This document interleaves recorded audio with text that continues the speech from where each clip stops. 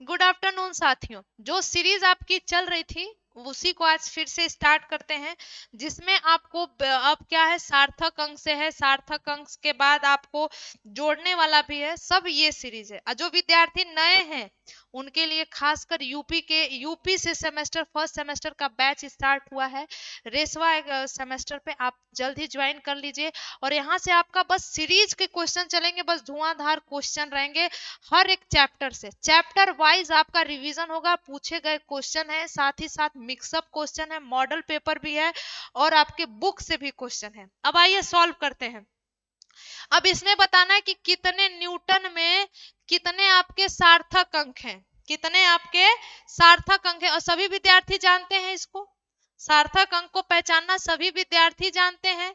5145 में आपके कितने सार्थक अंक है? पूरे के पूरे सार्थक अंक है। ऑप्शन नंबर सी जितने विद्यार्थी कर रहे हैं 4, ऑप्शन नंबर सी जितने भी विद्यार्थी कर रहे हैं 4 बिल्कुल सही है, सी ऑप्शन। नेक्स्ट 10वें नंबर के क्वेश्चन पे आइए। 1850 ग्राम में कितने सार्थक अंक हैं? अब बता लेंगे कि नहीं? ग्राम हो चाहे न्यूटन हो चाहे अर्ग हो चाहे जूल हो, कुछ भी हो, उससे आपसे कोई मतलब नहीं है, बस दिए गए अंक से मतलब है। तो अंक कितने दे रखे हैं? 4 अंक दे रखे हैं। तो कितना हो गया? 4 हो गया, यानी बी वाला ऑप्शन आपका करेक्ट हो जाएगा। कितने अंक हो जाएंगे बच्चा? बी।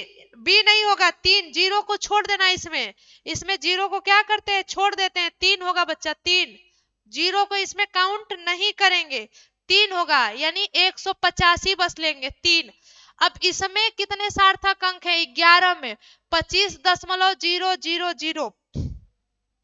इसमें कितने हैं? 25.000 में कितने सार्थक अंक है बताइए? सभी विद्यार्थी एक बार, सभी के सभी बताएंगे। 5 कह रहे हैं, 5 कह रहे हैं, यानी दशमलव के बाद वाला भी जीरो आप लेंगे। अगर अशून्य के बाद में भी जीरो है तो उसको भी आप लेंगे। ऑप्शन नंबर 5 कर रहे हैं सभी, डी वाला। कितने विद्यार्थी? 2 कर रहे हैं, सस्पेंस में जा रहा है। अच्छा देखते हैं। अब इसमें कितने हैं? 12 नंबर पे 0.01949। इसको तो आप जानते हैं, जब दशमलव के पहले जीरो और दशमलव के बाद अगर जीरो दिया जाता तो उसको छोड़ दिया जाता है। बाकी जो 4 नंबर हैं वो आपका राउंडिंग ऑफ करने पर, राउंडिंग फिगर में 3 सार्थक अंकों तक राउंडिंग करना है। कितने अंकों तक? 3 सार्थक, यानी क्या करेंगे? 3 सार्थक तक करना है तो आप 0 करके 195 कर देंगे। क्या करेंगे बच्चा? 195 कर देंगे, डी वाला। 3 तक लेना है बस, यानी 3 तक, यानी 4 को क्या कर देंगे? यानी 5 कर देंगे, 50 हो जाएगा ना। तो राउंडिंग बोला है। राउंडिंग का आपका मतलब कि अगर संख्या पूर्णांक हो जाती है तो जीरो को छोड़कर उसको राउंडिंग में कर लेंगे। अब इनको जोड़ देना है। 13 वाले में क्या करना है? दोनों को जोड़कर तब प्राप्त करना है आपको, जो दोनों को जोड़ देना है। तो आप जोड़ देंगे तो कितना आएगा? देखिए 5.74 गुणे 10 पे घाते 3 है, और इधर क्या है? 4.52 गुणे 10 पे घाते क्या है बच्चा? आपका स्क्वायर है। तो इसका तो कोई फर्क पड़ेगा नहीं, दिए गए स्क्वायरों का फर्क नहीं पड़ना चाहिए, है कि नहीं बताइए? तो अगर जोड़ देंगे तो क्या आएगा? इधर से 6 आ जाएगा, 7 5 12 हो जाएगा, और 5 4 9 1 10, इस तरीके से 10 करके नहीं, गलत जाएगा। इसको आप इसमें कंफ्यूज मत होइए, आप दिए गए अंकों को पहले कन्वर्ट कर लीजिए। इस तरीके से नहीं, सेमी में है और क्यूब में है, तो क्या हो जाएगा? अगर बदलेंगे तो आप उसको बदलेंगे तो 5 4 लिख ले सकते हैं आप, 5 लिख लीजिए। 5000 5 5.74 इंटू 10 द पावर क्यूब है, तो क्या हो जाएगा बच्चा? ये 5740 हो जाएगा। साथ में ये कितना है? तो ये हो जाएगा 452 हो जाएगा। कितना हो जाएगा बच्चा? 452 हो जाएगा। क्यों? 4.2 इंटू 10 द स्क्वायर, इसको चेंज कर दीजिए तो क्या हो जाएगा? 452। अब इनको ऐड कर दीजिए तो 2 हो जाएगा, 5 4 9 हो जाएगा। पहले दिए गए घातों को इसमें यूज करिएगा, डायरेक्ट नहीं पूछा है, जोड़ने को बोला है। जोड़ें तो जोड़ने में क्या करेंगे? पहले घातों का यूज करके उनको पूर्णांक बनाकर तब आप जोड़िएगा। तो क्या हो जाएगा? 5 4 9 7 4 11 के 1 5 1 6। अब इसको आप क्यूब में बना सकते हैं।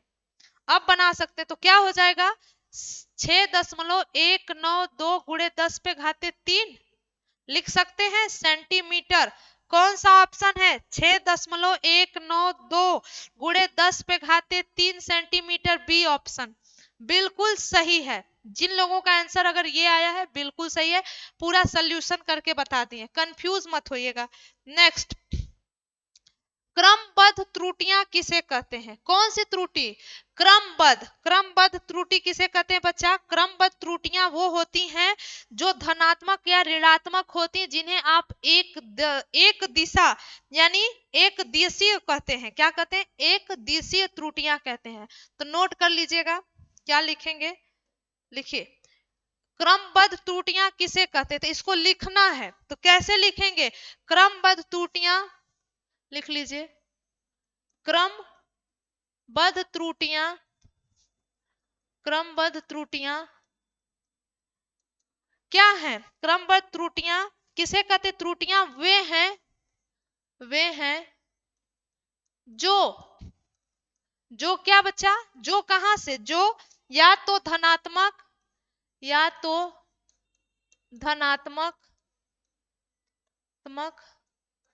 ऋणात्मक, धनात्मक या ऋणात्मक, या तो धनात्मक होती हैं या ऋणात्मक होती हैं बस। क्या होती? एक नंबर क्वेश्चन है ये, एक नंबर का। एक क्रमबद्ध त्रुटियां वे हैं जो या तो धनात्मक या ऋणात्मक होती हैं। जी, ये त्रुटियां एक दिशीय होती हैं। ये त्रुटियां कैसी होती हैं? ये त्रुटियां एक दिशीय यानी एक दिशा में, एक दिशीय दिशा जिसको बोलते हैं उसी को लिखा गया, एक दिशीय होती है। कैसी होती हैं? एक दिशीय होती हैं एकदम। ये हुआ परिभाषा। सापेक्ष त्रुटि किसे कहते हैं? सूत्र भी लिखिए। तो आप जानते हैं सापेक्ष त्रुटि किसे कहते हैं बच्चा? माध्य परम त्रुटि और मध्यमान के अनुपात को माध्य परम त्रुटि, कौन सी? माध्य परम त्रुटि तथा मध्यमान के अनुपात को सापेक्ष त्रुटि कहते हैं। सापेक्ष त्रुटि कहते हैं। हो गया? 2 क्वेश्चन पूछा है। माध्य परम त्रुटि, कौन सा त्रुटि बच्चा? माध्य परम त्रुटि तथा मध्यमान के अनुपात को लिख देंगे तो वही क्या है? आपका सापेक्ष त्रुटि कहलाता है। बिल्कुल। नेक्स्ट पे आइए, प्रतिशत त्रुटि किसे कहते हैं? सूत्र भी लिखना है। सभी विद्यार्थी एक बार ध्यान से, प्रतिशत त्रुटि और आप कह सकते हैं और सापेक्ष त्रुटि जो ये दे रखा है इसका सूत्र क्या होता है, अगर आप जानते हैं तो आप लिख सकते हैं, नहीं जानते हैं तो आप छोड़ देंगे। क्या कर देंगे? छोड़ देंगे। कैसे छोड़ देंगे? अब जैसे माध्य त्रुटि का फार्मूला आपको पता होना चाहिए।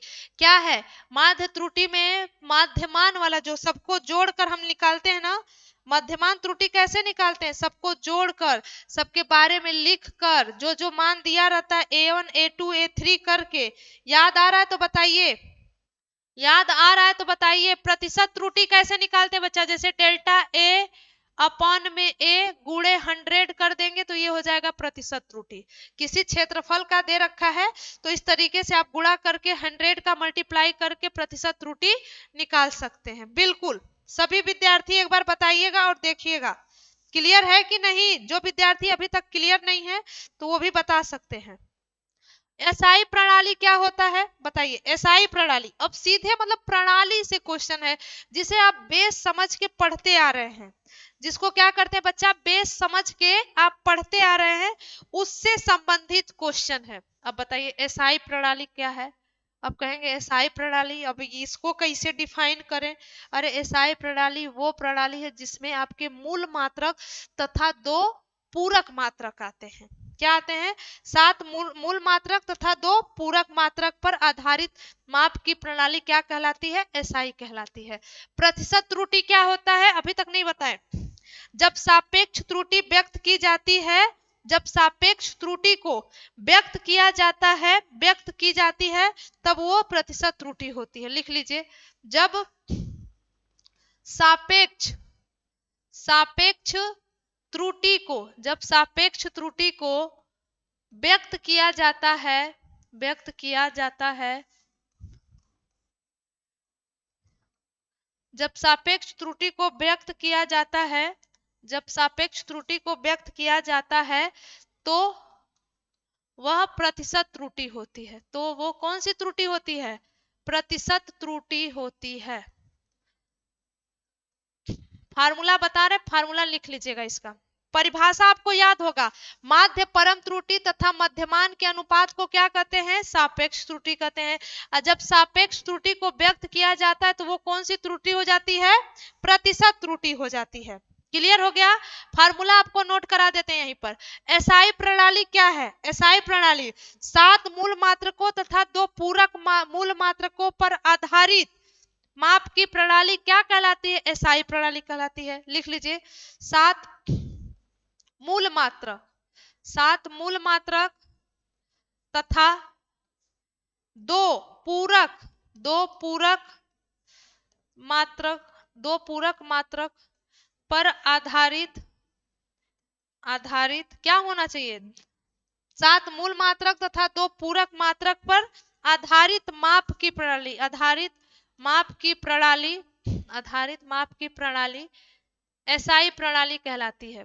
दीजिए, ये हो गया। एक एक नंबर क्वेश्चन चल रहा है, एक एक नंबर का, एकदम एक एक नंबर का क्वेश्चन। कोड़ी संवेग तथा बल आघूर्ण के एसआई मात्रक और बीमा, कोड़ी संवेग का आप कह सकते हैं एसआई मात्रक भी लिखना है और बीमा सूत्र भी लिखना। अब बताइए इससे इजी क्वेश्चन क्या आएगा?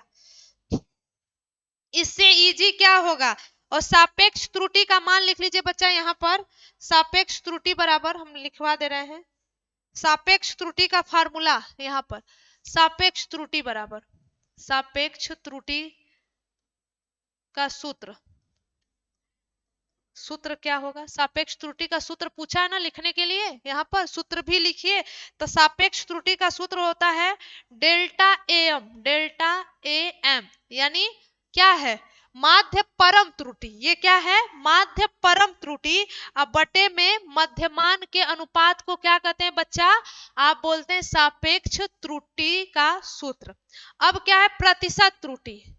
प्रतिशत त्रुटि का सूत्र क्या हो जाएगा? प्रतिशत त्रुटि, अगर त्रुटि का फार्मूला भी पूछेगा तब भी आप लगा लेंगे, ऐसा तो है नहीं कि आप नहीं लगा पाएंगे। तो दिए गए सापेक्ष त्रुटि के मान को प्रतिशत में व्यक्त करना, दिए गए सापेक्ष त्रुटि के मान को प्रतिशत में व्यक्त करना ही आपका क्या है? प्रतिशत त्रुटि कहलाता है। दोनों लिख लीजिए। अब आते हैं नेक्स्ट पे, कोणीय संवेग। पहले कोणीय संवेग, कोणीय संवेग का क्या लिखना है? कोणीय संवेग का बच्चा आपको एसआई मात्रक लिखना है। पहले एसआई मात्रक, फिर लिखेंगे इसका बीमा। क्या लिखेंगे? एसआई मात्रक क्या हो जाएगा? किग्रा, पहले लिख लीजिए, किग्रा, किग्रा हो जाएगा, मीटर का स्क्वायर हो जाएगा एक ब्रैकेट में, किग्रा मीटर स्क्वायर पर सेकेंड, पर सेकेंड, ये हो गया मात्रक। अब बीमा क्या होगा? बीमा लिख लीजिए, बीमा, बीमा क्या हो जाएगा? आप जानते हैं कोणीय संवेग ml2t-1, ml2t-1 लिखते चलिए। 2 नंबर का क्वेश्चन है कोणीय संवेग, ये कितने नंबर का है? 2 नंबर का क्वेश्चन है। अब किसका है? बल आघूर्ण, बल आघूर्ण का, बल आघूर्ण का एसआई मात्रक क्या होगा? जानते हैं आप, फार्मूला भी लिख लीजिए, टाउ बराबर F इंटू डी होता है ना। हाँ, तो क्या हो जाएगा इसका मात्रक? मात्रक क्या हो जाएगा बच्चा?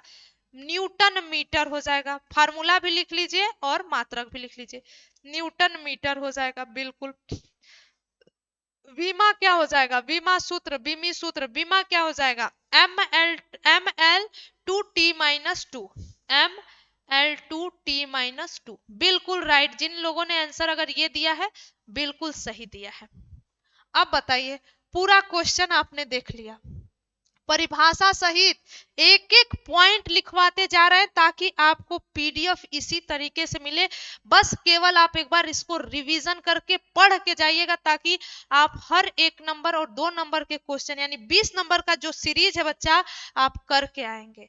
जिनका डर है कि फिजिक्स में बैक लगेगा तो उनका कतई बैक नहीं लगेगा, खासकर दिए गए क्लास के क्वेश्चन आंसर को अगर आप सही से पढ़ के जाते हैं तो। नेक्स्ट क्वेश्चन पे अब लीजिए, व्युत्पन्न मात्रक क्या है? गजब, व्युत्पन्न मात्रक बच्चा ऐसे मात्रक जिन्हें मूल मात्रकों की सहायता से प्राप्त किया जाता है। 1 नंबर का क्वेश्चन है तो उतना ही लिखना है। ऐसे मात्रक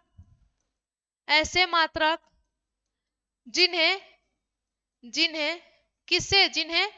मूल मात्रकों की सहायता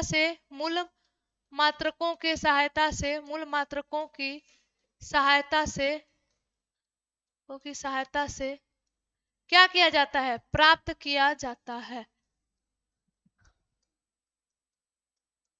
ऐसे मात्रक जिन्हें मूल मात्रकों की सहायता से प्राप्त किया जाता है व्युत्पन्न मात्रक कहलाते हैं। अब राइटिंग भाई ऊपर नीचे हो रही तो वो मत करिए क्योंकि स्पीड थोड़ा सा तेज करना पड़ा, क्वेश्चन बहुत सारे हैं।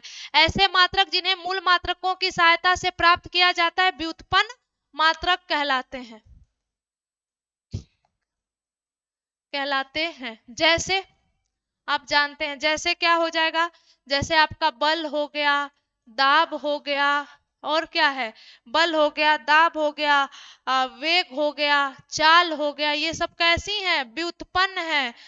और भी ऊर्जा लिख लीजिए, ये सब आदि करके हेडिंग डाल दीजिए। जैसे नहीं लिखे क्या? जैसे लिख दीजिए। जैसे बल हो गया, दाब हो गया, वेग हो गया, चाल हो गया, ऊर्जा आदि बहुत सारी राशियां जो कि मूल मात्रक की सहायता से प्राप्त किए जाते हैं वो कैसी राशियां होती हैं? व्युत्पन्न राशियां, व्युत्पन्न मात्रक होते हैं। नेक्स्ट, विमी नियतांक को उदाहरण सहित समझाइए। किसको? विमी नियतांक। विमी नियतांक नहीं होगा जी, कुछ क्वेश्चन छूटा लग रहा है, छूट गया है। बीमा तथा मात्रक में क्या संबंध है? बीमा और मात्रक में क्या संबंध है? तो किसी भौतिक राशि का मूल मात्रक ज्ञात होने पर, किसी भौतिक राशि का मूल मात्रक अगर आपका ज्ञात होता है तो उसकी बीमा ज्ञात की जा सकती है। लिख लीजिए, अंतर लिखना है ना, तो पहला अंतर लिख लीजिए, क्या होगा? किसी प्रकाश वर्ष किसका, पहले छोटा वाला क्वेश्चन कर लीजिए। प्रकाश वर्ष किसका मात्रक है? तो दूरी का है, लिख लीजिए किसका है? दूरी का, वो भी कराते हैं, दूरी का।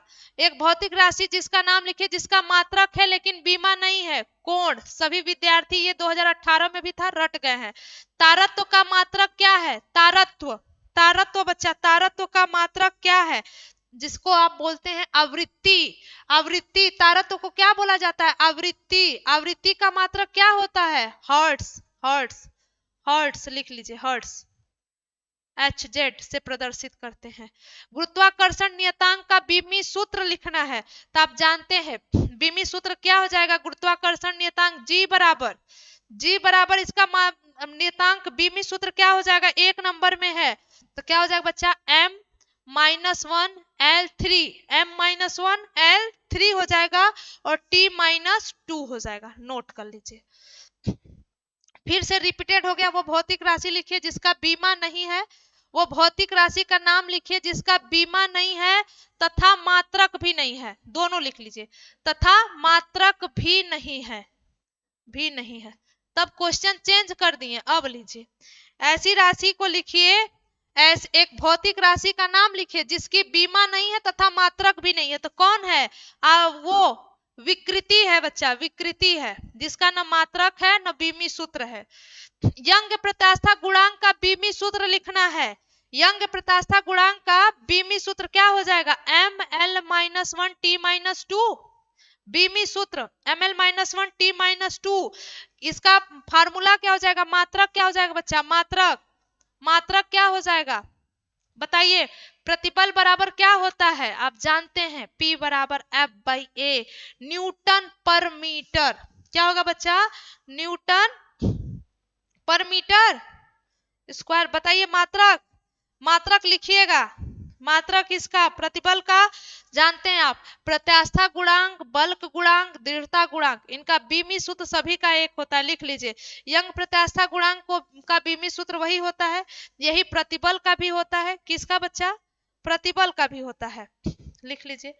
प्रतिबल का भी यही होता है, प्रतिबल का भी बीमी सूत्र यही होता है। यंग प्रत्यास्था गुणांक का भी यही होता है, दृढ़ता गुणांक का भी होता है। दृढ़ता गुणांक पूछ दे, चाहे आपसे बल्क गुणांक पूछ दे, बल्क गुणांक, सभी का बीमी सूत्र सेम है। हाँ, है कि नहीं? हो जाएगा। अब आपका अंतर रह गया जिसको हमने नहीं लिखा है यहाँ पर, क्लियर? और बाकी क्वेश्चन करा दिए। बीमा में क्या होता है बच्चा? किसी भौतिक राशि के मूल मात्रक ज्ञात होता है, किसी भौतिक राशि का अगर मूल मात्रक आपको ज्ञात होने पर उसकी बीमा ज्ञात की जा सकती है। लेकिन किसी भौतिक राशि की बीमा ज्ञात हो नहीं हो, ज्ञात है, किसी भौतिक राशि का बीमा ज्ञात है लेकिन उसका मूल मात्रक ज्ञात नहीं किया जा सकता, यानी अपोजिट कर दीजिएगा। लिख लेंगे, बीमा तथा मात्रक में अंतर लिख लेंगे कि नहीं? किसी भौतिक राशि का मूल मात्रक ज्ञात होने पर उसका बीमा लिख सकते हैं, लेकिन किसी भौतिक राशि का बीमा ज्ञात होने पर उसका मूल मात्रक आप नहीं लिख सकते। उम्मीद है सभी लोग लिख लेंगे, लिख लेंगे ना? अब आते हैं नेक्स्ट क्वेश्चन पे। अब लीजिए, अब इसको क्या करना है? सत्य है कि असत्य ये आपको दर्शाना है। सत्य है कि असत्य ये चीजें आपको दर्शाना है। देखिए, सत्यता का जांच करना, बीमी सूत्र के द्वारा सत्यता, दिए गए समीकरण के सत्यता का क्या करना है? जांच करना है। टी बराबर दे रखा है 2 पाई एल बाई जी, देखने से ही गलत लग रहा है। सरल लोलक आवर्त में क्या है? टी बराबर 2 pi under root L by G है कि नहीं? तो ये देखने से ही गलत लग रहा है, जिसकी वजह से ये कथन क्या है बच्चा? असत्य है। लेकिन आपको क्या करना होगा? इसको सिद्ध करना है, इसको सिद्ध करना है कि ये गलत है कि सही है। कर पाएंगे कि नहीं बताइए, जितने भी विद्यार्थी हमारे जुड़े हैं। नहीं तो आप इसके बाद आपको हमने ये क्लास में भी करवाया है और ये क्वेश्चन भी देखिए, ये तो आप कर भी ले जाएंगे, इसमें तो डाउट है ही नहीं, तनिक भी डाउट नहीं है। क्यों नहीं डाउट है? क्योंकि ये क्लास का क्वेश्चन हमने करवाया है और आप कर लेंगे।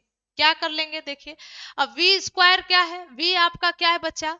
सत्यता का जांच करना है, तो v क्या है? वेग है, और u भी वेग है। लिख लीजिए, v क्या है? v आपका वेग है और u भी आपका वेग है, वेग है।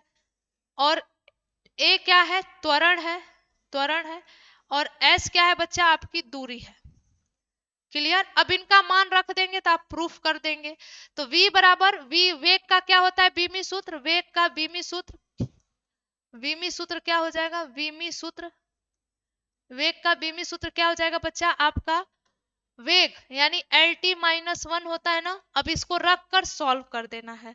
एल टी माइनस वन, ये दोनों पक्षों में आप लिख लेंगे, तो एल टी माइनस वन यानी दोनों पक्षों का बराबर आना चाहिए। स्क्वायर u क्या है बच्चा? u का अलग निकाल लीजिए, u का क्या हो जाएगा?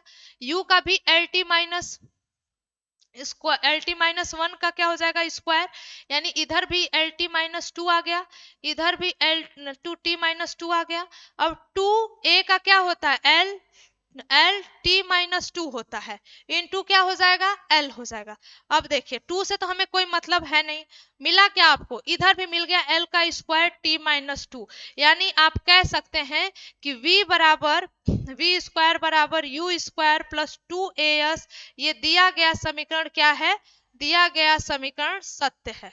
दिया गया समीकरण, दिया गया समीकरण क्या है? सत्य है। क्यों सत्य है? सत्य है। क्यों सत्य है बच्चा? क्योंकि क्योंकि क्योंकि लेफ्ट हैंड साइड बराबर आपका राइट हैंड साइड है। L square T minus to का स्क्वायर बराबर एल स्क्वायर माइनस टू का स्क्वायर। हो गया प्रूफ एकदम। 2 नंबर में ये क्वेश्चन है, 2 नंबर का। नेक्स्ट पे आ जाइए।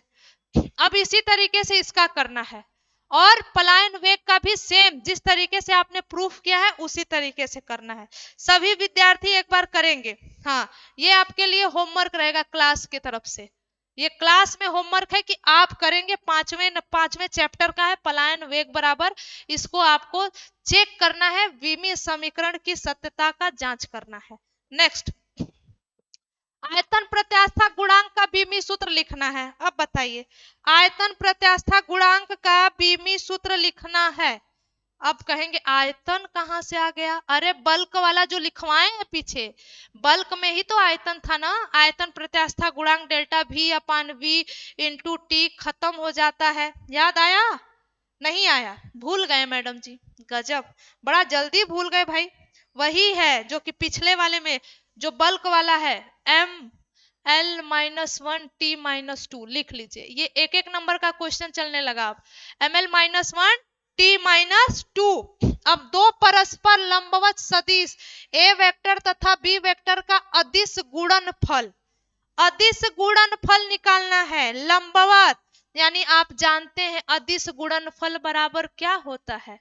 अदिश गुणनफल, गुणनफल यानी आप जानते हैं ए वेक्टर डॉट बी वेक्टर बराबर ए बी कॉस थीटा, और थीटा बराबर क्या बोला है? लंबवत यानी 90 डिग्री। आकाश 90 डिग्री बराबर बच्चा 0। तो ये मान क्या मिल गया आपको? ए वेक्टर बी वेक्टर बराबर ए बी गुणे 0 यानी 0 मिल गया। तो ऑप्शन 0 कहीं है? शून्य, ए करेक्ट हो गया, खत्म। अब इसमें देना 0 लिख लीजिए, 0.343425 में सार्थक अंक। अब बताइए, अब ये क्वेश्चन नहीं कर पाएंगे आप? अब तो रट गया होगा आपको सार्थक अंक कितना है इसमें, पूरा का पूरा गिन देंगे 1 2 3 4 5। तो कितना हो गया सार्थक अंक? 5। 5 हो गया सार्थक अंक, कितना हो गया? 5। प्रतिबल का मात्रक लिखना है, अभी इसीलिए हम नहीं बताए हैं, इसीलिए सोचे कि वहां पर लिख दें, लेकिन हमको पता था क्वेश्चन है। अब बता देंगे तो वहीं से आप रट लेंगे, तुरंत बता देंगे। तो प्रतिबल का मात्रक क्या हो जाएगा बच्चा? P बराबर प्रतिबल का मात्रक हो जाएगा न्यूटन पर मीटर का स्क्वायर। यही किसका मात्रक है? यही यंग का भी मात्रक है, यही बल्क का भी मात्रक है, और यही आपके दृढ़ता गुणांक का भी मात्रक है। दृढ़ता गुणांक, तीनों का मात्रक सेम है, और सभी का बीमी सूत्र आपने रट लिया है। क्या है बच्चा? ml-1 t-2 है कि नहीं? ml-1 mt-2 क्लियर, नोट कर लीजिएगा। अब यहां से आपको निकालना है k का मान, k का जो दे रखा है k का मात्रक निकाल। रेखी संवेग कोणीय संवेग के बीच के संबंध को लिखना है। रेखी संवेग तथा कोणीय संवेग के बीच के संबंध को, यानी r l वेक्टर बराबर r का वेक्टर क्रॉस p का वेक्टर, यही ना? बताइए, p संवेग, रेखी संवेग कोणीय संवेग के बीच में संबंध क्या है? L का L vector equal to R vector cross P vector. अब G का मान निर्भर करता है न तो पृथ्वी की त्रिज्या पर, न ही पृथ्वी के द्रव्यमान पर। लिख लीजिए, न ही पृथ्वी के त्रिज्या पर, न ही पृथ्वी की त्रिज्या पर, न ही पृथ्वी की त्रिज्या पर, और न ही पृथ्वी के द्रव्यमान पर, और न ही पृथ्वी के द्रव्यमान पर। नोट कर लीजिएगा, अगर एक लाइन में पूछता है तो आप लिख दीजिएगा। जी का मान किस पर निर्भर नहीं करता है? न तो पृथ्वी की त्रिज्या पर, न पृथ्वी के द्रव्यमान पर। बिल्कुल। नेक्स्ट क्वेश्चन, अब लीजिए, अब इसमें बताना है जड़त्व आघूर्ण आई घूर्णन त्रिज्या के बीच में क्या संबंध है। बहुत बार क्वेश्चन करवाए हैं, तो आप जानते हैं घूर्णन त्रिज्या k से प्रदर्शित करते हैं, तो k बराबर क्या हो जाता है? √i अपॉन में m हो जाता है। सभी विद्यार्थी जानते हैं, कहीं से डाउट तो है नहीं, ये बार बार करवाया है, रटा दिया है आपको ये क्वेश्चन। k बराबर i बटे में m हो जाता है, ऑप्शन नंबर 3 बिल्कुल सही।